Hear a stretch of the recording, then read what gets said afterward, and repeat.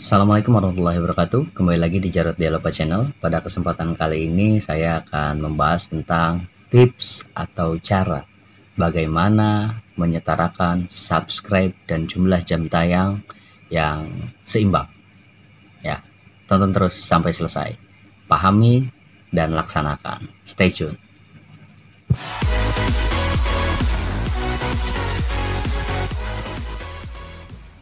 Di zaman sekarang ini hampir semua orang yang mungkin yang ada di dunia ini semuanya pengen punya YouTube dengan orientasi untuk mencari penghasilan. Dan tidak bisa dipungkiri memang YouTube itu berpotensi untuk menghasilkan uang yang kerjanya tidak terlalu capek, tidak berat, tidak kasar, tidak kotor. Itu kan bagaimana cara kita mengaplikasikan kehidupan sehari-hari dalam bentuk video dan dipublikasikan. Ya, kalau misalkan potensinya besar, potensinya bagus, maka itu akan berpotensi untuk menghasilkan uang. Yang YouTuber itu terkendala di aturan main, yaitu di jumlah subscriber yang minimal harus mencapai 1000 dan jumlah jam tayang minimal 4000 jam tayang. Ingat ya, jam tayang itu bukan jumlah viewers. Ada satu video itu misalkan 100 viewers. Dari 100 viewers itu bukan 100 jam. Ya, jadi 100 viewers itu bakal dikalkulasikan. Setiap viewers itu nonton berapa menit gitu. Kalau setiap viewers 1 menit, berarti kalau misalkan rata-rata 1 menit, kalau misalkan dikali 100 berarti cuma 100 menit. Selama itu 100 menit sama dengan berapa jam? 1 jam 40 menit. Berarti itu cuma 1 jam tayang. Ya, dari 100 menit itu berarti cuma 100 jam tayang. Berarti kalau misalkan kita butuh 4000 jam tayang, kalau 1 jamnya itu 60 menit, itu kita perlu 240.000 menit. Kalau setiap satu orang nonton 1 menit, berarti kita butuh 240.000 viewers gitu. Jadi sebenarnya viewers itu ada berpengaruh, ada tidaknya juga ya. Sebenarnya jumlah viewers juga berpengaruh, tapi bukan jumlah viewersnya yang berpengaruh, tapi jumlah jam atau jumlah menit yang ditonton oleh masing-masing viewers tersebut. Ya, selanjutnya untuk membahas tentang subscriber itu banyak orang yang terlalu memudahkan subscribe. Subscribe itu cukup dikasih dikasih icon subscribe, terus dipasang lonceng, terus ditekan tombol subscribe-nya dengan kalimat klik tombol subscribe karena subscribe itu gratis. Itu yang pertama. Yang kedua, yang terlalu memudahkan itu adalah banyak sub for sub yang terdeteksi di Facebook, WhatsApp, grup-grup ya, komunitas-komunitas di sekitar daerah gitu kan, atau misalkan di suatu kota gitu. Komunitas, kalau misalkan saya di Lebak, komunitas YouTuber Lebak misalkan, sub for sub di situ. Banyak yang posting kan, kirim akun kalian, nanti saya sub, kirim screenshot nanti di sub back gitu kan. Nah, itu berpotensi untuk dihapus oleh YouTube. Hati-hati, karena saya pun pernah merasakan itu selama 1 bulan saya nyoba sub for sub, itu tidak terlalu akurat, teman-teman. Kita dapat 10 sub for sub dari teman kita. Nah, setelah beberapa bulan kemudian itu akan berkurang jumlah subscribernya. Bahkan sampai detik ini, karena subscribe itu bukan hanya sekedar ditekan tombol merahnya, ya, yaitu adalah orang pengguna YouTube aktif. Perlu teman-teman ketahui, pengguna YouTube aktif yang tetap menggunakan jasa layanan YouTube. Ya, makanya YouTube itu channel itu ketika diklik tombol subscribe maka tidak akan ada pengurangan.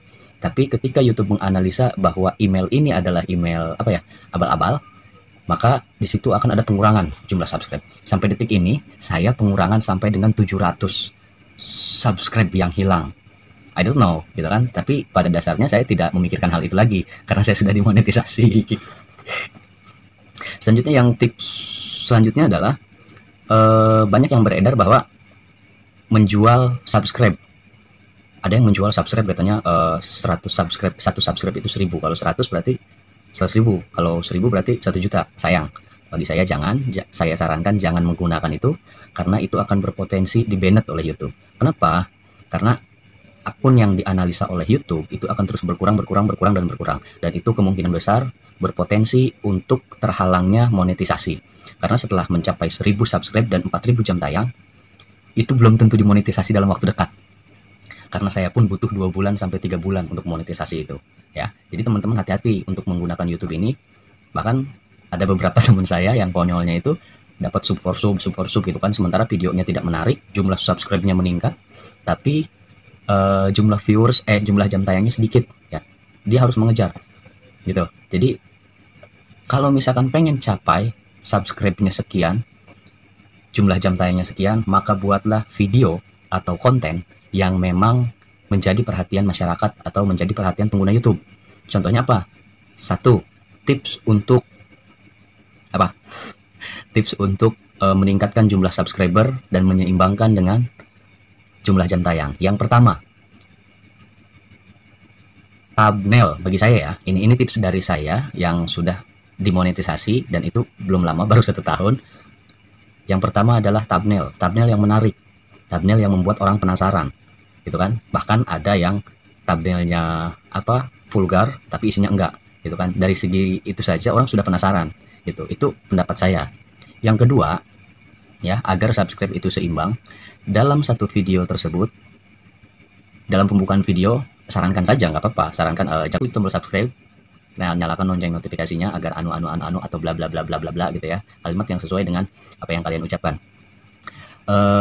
Tampilkan di setiap beberapa menit dari satu video, misalkan setiap durasi 2 menit munculkan icon tombol subscribe-nya itu. Ya, itu jadi untuk apa sih ini orang gitu kan, muncul terus subscribe. Ya udahlah, gue subscribe gitu kan. Yang ketiga, buat konten yang menarik, yang benar-benar menarik. Jadi ketika orang melihat video Anda puas dan malah subscribe, gitu loh. Ya, ada orang yang niat banget pengen subscribe karena videonya bagus, ada orang yang kepaksa karena lo bikin video kebanyakan ngomong subscribe gitu kan. Jadi ya itu no problem bagi kita. Yang penting dia tekan tombol subscribe dan subscribe kita nambah. Tapi jangan pesimis juga bahwa pengguna YouTube itu adalah orang-orang yang gitu kan, satu, banyak paket, yang kedua mungkin dia bete, gitu kan. Jadi makanya buat konten yang memang sesuai dengan keadaan masyarakat sekitar kita, atau minimal yang lagi viral lah gitu kan. Yang ketiga, buat konten yang sedang viral. Viral itu dalam artian bukan setiap apa-apa yang ada di dunia ini harus diviralkan. Seperti saat ini yang keadaan corona ini ya, saya bukan nggak bisa bikin video tentang corona atau misalkan mencari informasi tentang corona ataupun membahas tentang virus corona ini, tapi nggak tega aja gitu. Ini kan wabah yang benar-benar mendunia, jadi saya takut salah memberikan informasi ataupun review keadaan sekitar juga sebenarnya bisa, cuma ya gitulah, ada yang nggak serk aja gitu dalam hati saya. Yang keempat itu publikasikan channel dan konten Anda di semua media sosial, terutamanya WhatsApp. Buat snap WhatsApp gitu ya, potong cuplikan yang menarik dari bagian video tersebut, lalu di snap selanjutnya itu adalah cantumkan link kontennya atau cantumkan link akun kalian ya. Jadi di situ teman-teman kalian itu biar lebih mengenal kalian ini nih, para YouTuber atau para konten kreator. Jadi mereka biar mengenal kalian. Oh, si Anu udah jadi YouTuber ya sekarang, coba lihat videonya kan gitu. Ketika dia senang dengan hasil video kita, maka dia secara otomatis akan terus, lah kok ini apa sih gitu kan, informasinya seperti apa sih, buat orang lain penasaran dari apa yang telah kalian buat. Jadi jangan ragu, jangan malu untuk berbicara seperti ini, karena memang utamanya dari YouTube itu adalah satu, gambar, bentuk dari menariknya sebuah video atau sebuah gambar. Yang kedua adalah bentuk dari informasi atau ucapan kita, entah dari ucapan orang lain atau misalkan entah ucapan dari keadaan sekitar. Tapi ingat, jangan terlalu lebay juga ya. Ya, gue juga waktu bikin konten yang lagi viral itu tentang objek wisata Gunung Luhur, ya bisa dilihat di video gue tentang objek wisata Gunung Luhur. Ya kadang ada sedikit lebay-lebaynya, dan ketika gue lihat, kok geli ya, ngelihat gue sendiri aja gue geli gitu, apalagi orang lain ya. Pikirkan itu. Jadi jangan membuat orang lain itu malas sama lo gitu ya. Dia bikin kontennya terlalu terlalu lebay gitu. Jadi janganlah sampai seperti itu gitu kan, karena gue lihat video gue sendiri aja jijik gitu, apalagi orang lain yang nggak kenal sama lo gitu. Ini pengalaman gue bahwa yang sedang viral terjadi itu akan banyak ditonton orang, dan semakin banyak ditonton orang akan semakin banyak direkomendasikan oleh YouTube. Ingat ya, semakin banyak video kita yang nontonnya, jumlah viewers dan jumlah jam tayangnya, semakin banyak yang menonton, maka akan semakin banyak rekomendasikan oleh YouTube. Subscribe YouTube lo bukan karena orang itu ngelihat lo, ingat itu, tapi karena orang itu tertarik dengan konten lo, tertarik dengan objek wisata, tertarik dengan misalkan informasi-informasi yang terjadi di sekitar kita gitu kan. Lo tertarik dengan objek wisata, tertarik dengan misalkan informasi-informasi yang terjadi di sekitar kita gitu kan, misalkan tentang apa ya, gue sih kebanyakan di review di review objek wisata gitu ya. Yang selanjutnya adalah jangan terlalu sering upload video. Untuk pemula nih, jangan terlalu sering upload video. Kenapa? Karena ketika dalam satu hari itu lo upload, selanjutnya upload lagi dalam satu hari, upload lagi dalam satu hari, upload lagi dalam satu hari, itu kemungkinan besar langganan lo nggak ngelihat semua video. Gitu, langganan lo nggak ngelihat semua video. Jadi misalkan gue nih subscribe punya lo, lalu nyalakan lonceng notifikasinya, lalu gue lalu lo upload konten, selanjutnya itu akan masuk ke notifikasi gue kan. Nah, oh si A upload video nih, gue lihat besoknya upload lagi, apaan sih upload lagi gitu kan, padahal ya kontennya itu aja gitu. Atau misalkan kontennya ya kurang menarik gitu kan, ketika lihat apaan sih ini kontennya nggak menarik, terus lo upload lagi, apaan sih ini, akhirnya dia si konsumen YouTube itu bukan malah ngelihat video lo, malah menekan balik tuh loncengnya gitu kan, bahkan subscribe-nya pun bisa di unsub sama dia gitu. Jadi hati-hati aja ya. Jadi ini saran aja. Sebenarnya subscriber gue juga belum terlalu banyak, 2.790-an dalam satu tahun. Sebenarnya itu pun subscribe mencapai 1.700 itu hanya dalam waktu 1 bulan, bahkan nggak nyampe 1 bulan. Kenapa? Karena pada saat itu gue upload tentang objek wisata Gunung Luhur yang kebetulan lagi viral, yang kebetulan lagi ditinjau sama bupati, yang kebetulan lagi ditinjau sama gubernur, yang kebetulan jadi sesuatu yang viral di media sosial.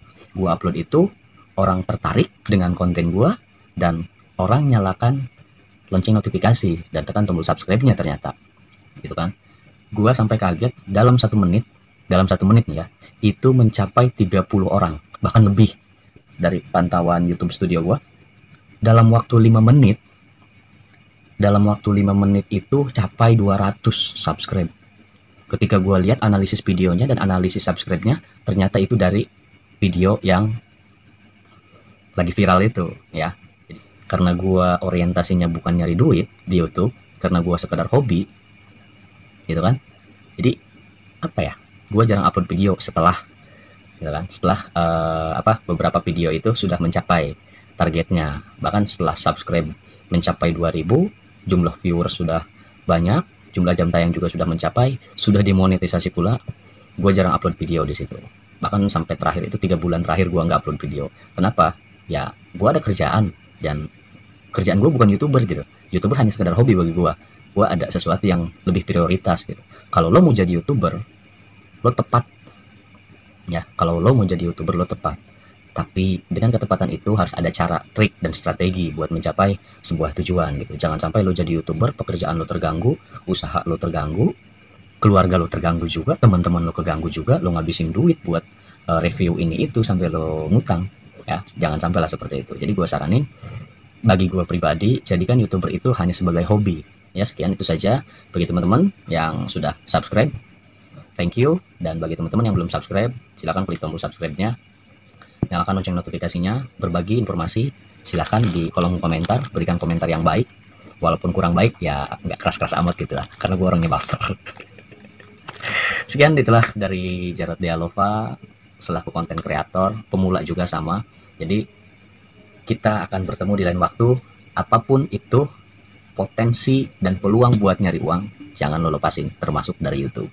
Stay tune di Jarod Dialova Channel, jangan lupa subscribe dan klik lonceng notifikasinya.